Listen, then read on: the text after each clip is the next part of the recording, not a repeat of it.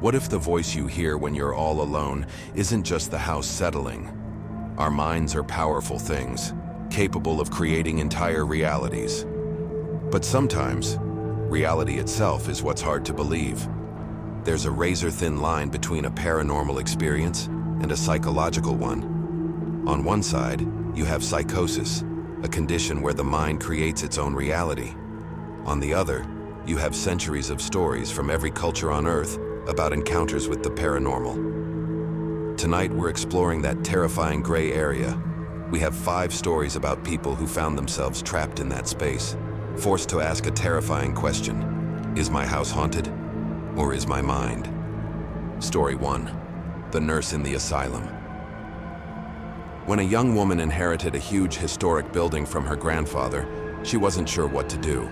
It was, after all, a former asylum, but he had lovingly restored it into a beautiful home, and compared to her cramped apartment, it was a palace.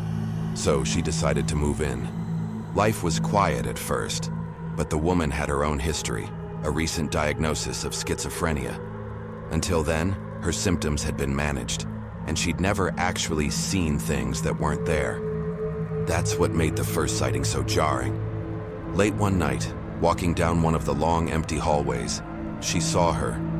A woman in an old-fashioned white nurse's uniform, like a figure stepping out of a black and white photo. The woman just stood there, a silent, eerie presence in the massive building. Was this a new symptom? Or was it something else? Something connected to the building's dark past? She ran back to her room, heart pounding in her chest. A few days later, it happened again.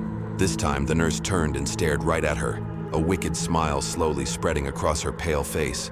In her hand, she was holding a shiny silver medical instrument. Then she started walking forward. The woman fled the home and never went back. To this day, she doesn't know if she was being stalked by a ghost from the asylum's tormented past, or by a hallucination created by her own mind.